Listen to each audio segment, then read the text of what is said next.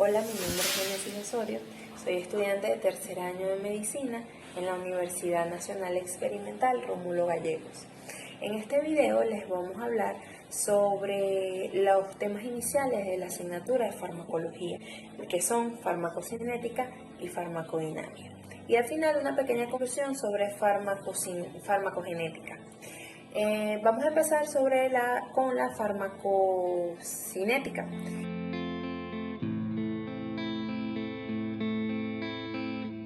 Esta va a ser la ciencia que va a estudiar el movimiento del fármaco en el interior del organismo y cómo éste va a irse transformando a medida de este paso. Va a constar de 4 pasos: absorción, distribución, metabolismo o biotransformación y por último de la excreción.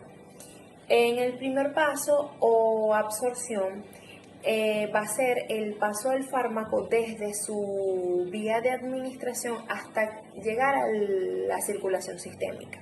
Y va a ser a través de su forma de penetrar las membranas biológicas y cómo lo hace.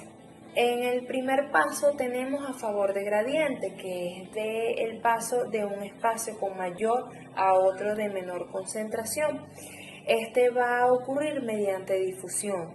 Puede ser por difusión facilitada, que es mediante proteínas de transporte, y por difusión pasiva, que va a ser directa para las sustancias liposolubles y va a ser mediante poros para las sustancias hidrosolubles. De segunda forma tenemos en contra de gradiente, que por lo contrario a la primera es el paso de un espacio de menor a otro con mayor concentración. Va a ser a través de transporte activo y se va a usar una proteína de transporte más una molécula de ATP que va a servir como intercambio para que el fármaco pueda entrar. Y por último tenemos a la pinocitosis, que no es más que la formación de vesículas para aquellas sustancias que contengan alto peso molecular. En las vías de administración tenemos la enteral o digestiva, que va a ser oral, vía sublingual y la vía rectal, siendo la primera, la vía oral, una de las más usadas, pero tiene un 50 o un 70% menos de biodisponibilidad. Por biodisponibilidad se entiende que es el porcentaje total del fármaco inalterado que logra llegar a la circulación sistémica. Luego tenemos la parenteral o no digestiva, que es la vía intraarterial, que está exclusiva para el uso de quimioterapia. La vía intravenosa, que es la más usada en las emergencias por su rapidez de absorción y por su precisión posológica. Además tiene un 100% de biodisponibilidad. Luego tenemos la vía intramuscular y por último la vía subcutánea. También tenemos la transdérmica y las vías inhalatorias. En los parámetros farmacocinéticos de la absorción es importante mencionar el primero, que es la concentración máxima en sangre, que va a ser el nivel del fármaco en sangre luego de ser absorbido. En segundo lugar está el índice terapéutico, que es la relación entre la concentración mínima eficaz y la concentración máxima tolerable del fármaco en sangre. En tercer lugar tenemos la biodisponibilidad, que ya está anteriormente explicada, y por último tenemos la bioequivalencia. Se le llama así al estudio comparativo entre dos fármacos con el mismo principio activo, y se va a decir que son fármacos bioequivalentes cuando su cantidad absorbida y su velocidad de absorción son tan idénticas que se va a asumir su eficacia y calidad. Culminando esto, pasamos al segundo paso, que es la distribución, que va a ser una vez el fármaco se encuentre en el torrente sanguíneo hasta llegar al órgano diana, ese transcurso. Va a ser a través, una vez el fármaco se encuentre en el plasma, se va a distribuir de manera, puede ser de manera libre mediante tejido, y puede ser por solubilidad, afinidad por tejido o por transporte activo, depende del tejido, o por unido o porque esté el fármaco unido a proteínas. Para finalizar este tema de la distribución, tenemos que mencionar los modelos generales de distribución de los fármacos. En este caso tenemos el modelo monocompartimental, el modo bicompartimental y el último que es el tricompartimental. En el monocompartimental va a ser los fármacos que se encuentren ya disueltos en el plasma van a distribuirse de forma rápida y uniforme en todo el organismo como si éste estuviese compuesto o formado por un solo compartimiento. En el bicompartimental tenemos a los fármacos que se administran por las vías intravenosa, se va a distribuir de una manera rápida en el compartimiento central y de una manera más lenta en los compartimientos periféricos. Por último tenemos al tricompartimental, que va a ser uniéndose a determinados tejidos y estos van a ser liberados de una manera más lenta. El tercer paso tenemos el metabolismo o la biotransformación, que es el conjunto de reacciones químicas por acción de distintas enzimas que va a sufrir el fármaco con la intención de convertirlo en una sustancia más hidrosoluble, ayudando así a la excreción de dicho fármaco del organismo. Puede realizarse en la circulación, en los riñones, en los pulmones, pero va a ser en el hígado principalmente el encargado de esta biotransformación mediante reacciones de fase 1 o de fase 2. Ok, en la fase 1 o fase no sintética, sus reacciones van a tener lugar mediante oxidación, reducción, hidrólisis o carboxilación, entre otras. Y los metabolitos de dicha fase pueden ser activos, inactivos o en algunos casos pueden llegar a ser tóxicos. En la fase 2 o fase sintética va a ocurrir la unión de un fármaco o un metabolito de la fase 1 con una sustancia endógena y esto va a consumir energía. Los metabolitos de esta fase suelen ser inactivos y las reacciones van a ser por acetilación, metilación y conjugación, siendo esta última unida a un grupo glucurónico la forma más frecuente. Hay factores que van a afectar este paso y pueden ser la edad, los inductores enzimáticos que van a acelerar el metabolismo de dichos fármacos, los inhibidores enzimáticos que mediante competición un fármaco va a inhibir o bloquear el metabolismo del otro. Y por último tenemos a los factores patológicos que son enfermedades hepáticas. Ya aquí llegamos al último paso, al cuarto paso, que va a ser la excreción. Y no es más que la eliminación del fármaco o de sus metabolitos fuera del organismo, siendo el riñón el principal órgano encargado de este paso mediante 3 procesos: el filtrado glomerular, la secreción tubular y la reabsorción tubular. El primer paso del filtrado glomerular es que van a pasar a la orina dichos fármacos o metabolitos que se encuentren disueltos en el plasma de una manera libre o con un peso molecular menor a 70.000 D.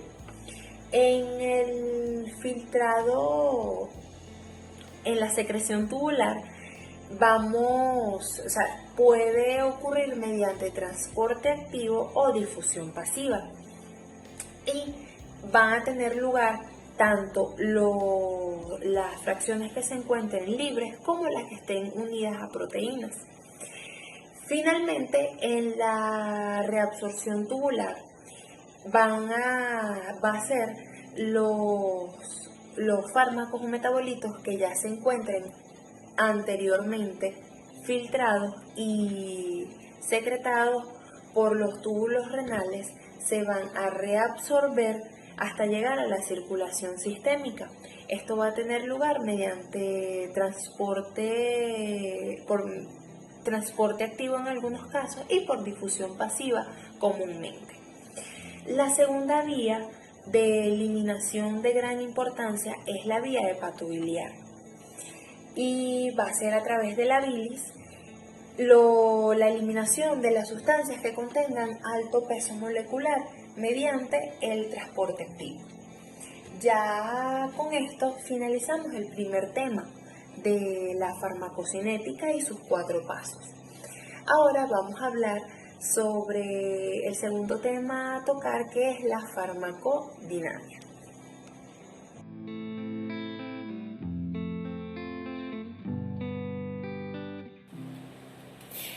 En el segundo tema de farmacodinamia va a ser la ciencia que va a estudiar los efectos químicos y fisiológicos del fármaco y sus mecanismos de acción dentro del organismo. Cuando ya se encuentre en el órgano diana el fármaco, nos va a dar una respuesta intracelular. Esa respuesta intracelular son los llamados efectos farmacológicos, de los cuales vamos a obtener 3. El primero, que va a ser el efecto terapéutico deseado. Luego también está el efecto placebo, que es acciones no terapéuticas, pero gracias con una asociación psicológica con el paciente, puede llegar a obtener un efecto terapéutico. Y por último están los indeseados, que son acciones nocivas indeseadas. De este se van a derivar 6 efectos principales. El primero va a ser el efecto colateral, que son acciones predecibles del fármaco. Por segundo son los efectos secundarios, que son consecuencias del fármaco que no son características de él y por ende no son predecibles. Luego van a estar los efectos alérgicos y los efectos tóxicos, que se van a dar mediante la prolongación en el tiempo del tratamiento. Luego están los efectos idiosincráticos, que son unas respuestas anómalas debido a ciertas características genéticas que tenga el paciente. Y por último están los efectos letales. Dichos efectos de la mayoría de los fármacos van a ser la consecuencia de la interacción con componentes macromoleculares, pueden ser proteínas o ADN, de los cuales se van a subdividir si la proteína es una enzima, es una molécula de transporte, son canales iónicos o son receptores farmacológicos, siendo estos últimos los de mayor interés y mayor frecuencia. Los receptores farmacológicos se van a encontrar ubicados mayormente en las membranas celulares, en las membranas del núcleo celular y en otros compartimientos intracelulares como son las mitocondrias. Las proteínas van a actuar con un receptor para ligar 2 reguladores endógenos llamados receptores fisiológicos. Existen ciertas características en la unión fármaco-receptor, de los cuales se van a decir que van a gozar de afinidad, especificidad y de eficacia. De afinidad porque es la capacidad que tiene el fármaco de adherirse a un receptor y formar el enlace. de especificidad porque es la capacidad que tiene el fármaco de distinguir una molécula de otra, y de eficacia porque es la capacidad que tiene dichos fármacos para unirse a un receptor y a su vez provocar un efecto terapéutico, o sea, es la acción terapéutica deseada. Luego están los receptores fisiológicos, que son, la mayoría de los fármacos van a actuar en ellos y son potencialmente selectivos. Para hacer un poco dinámico esta explicación, vamos a usar una analogía de la cerradura y la llave, siendo la llave en este caso el ligando endógeno y el receptor la cerradura. Se va a decir que es un fármaco agonista el que se sustituye por un fármaco, sí, se va a sustituir por un fármaco. Este va a copiar el efecto o la acción del ligando y va a estimular el receptor, obteniendo así un efecto terapéutico. En este caso se va a abrir la cerradura. Y por otro lado tenemos a los fármacos antagonistas, que igualmente van a formar el enlace y no van a dar un efecto terapéutico, sino que van a bloquear la acción del agonista y no va a permitir que otro agonista se acople.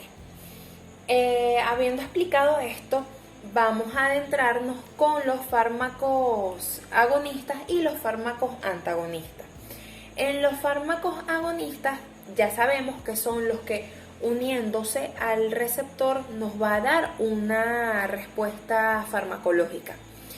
Aquí tenemos 4 tipos de fármacos. Los fármacos agonistas primarios, que son los que se van a unir en el sitio principal o en el receptor principal del agonista endógeno y nos va a dar una respuesta terapéutica y puede ser máxima según su concentración.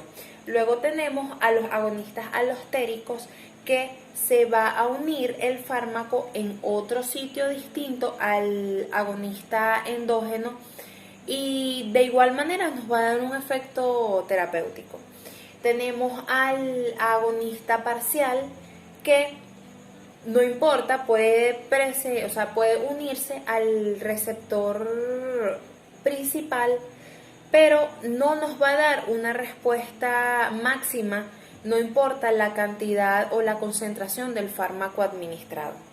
Por último, vamos a tener el agonista inverso, que va a tener la afinidad por el sitio de acople principal o primario, pero su respuesta va a ser totalmente inversa o opuesta al del agonista primario.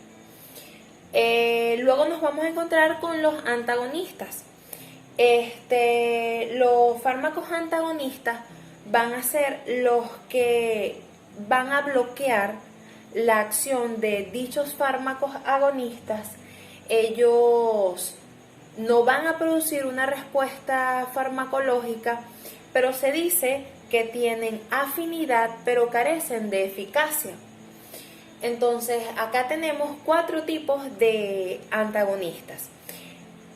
Las definiciones o las clasificaciones del antagonismo van a variar, depende de las bibliografías. Yo les voy a dar una opinión como yo lo entendí. Nos vamos a encontrar con el antagonista competitivo. Él va a tener afinidad por el mismo receptor del agonista primario.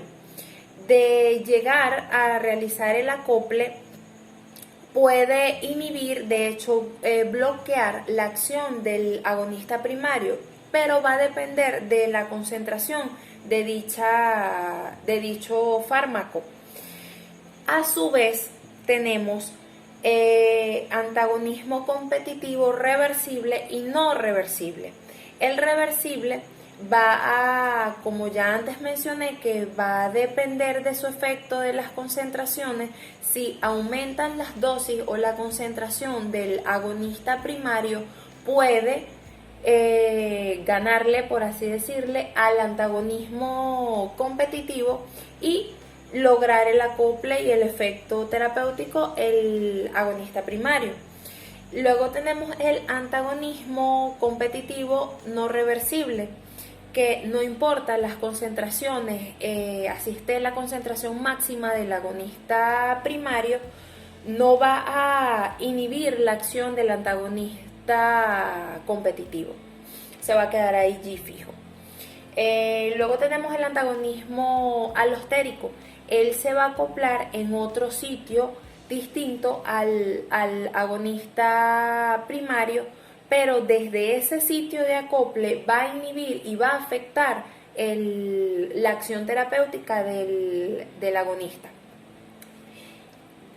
Llegamos al antagonismo no competitivo, que va a ser: los fármacos van a formar el enlace ligando-receptor, pero van a tener una lenta distinto al agonista primario, pero desde ese sitio de acople va a inhibir y va a afectar la acción terapéutica del agonista. Llegamos al antagonismo no competitivo, que va a ser: los fármacos van a formar el enlace ligando-receptor, pero van a tener una lenta separación, entonces no va a permitir que otro agonista se acople y, por así decirlo, va a ser permanente dicho acople, dicha unión. Por último, nos vamos a encontrar el antagonismo químico, que va a interferir o se va a unir con un agonista y va a formar otro tipo de acción que no va a permitir que el agonista cumpla su función. Por último, nos vamos a encontrar con la farmacogenética. Este tema se va a referir a las variaciones genéticas y genómicas que van a dar origen a la variabilidad en los aspectos farmacogenéticos y los fármacos dinámicos mediante los tratamientos de medicamentos. Tales factores van a contribuir a una significativa variabilidad interindividual en la respuesta de muchísimos fármacos. Con esto finalizamos los dos temas de este video. Yo los invito a que igualmente profundicen más la información en distintos libros o distintas bibliografías, para que cada quien tome su percepción de estos temas. Realmente sí son un poquito complicados, pero a medida que uno los va leyendo, pues se va haciendo más fácil para el entendimiento personal. Voy a finalizar este video dando unas recomendaciones por la pandemia que estamos viviendo actualmente, el COVID-19, y pidiéndoles que por favor se queden en casa. Espero hayan disfrutado y hayan aprendido con este video, y nos vemos en una próxima grabación. Muchas gracias.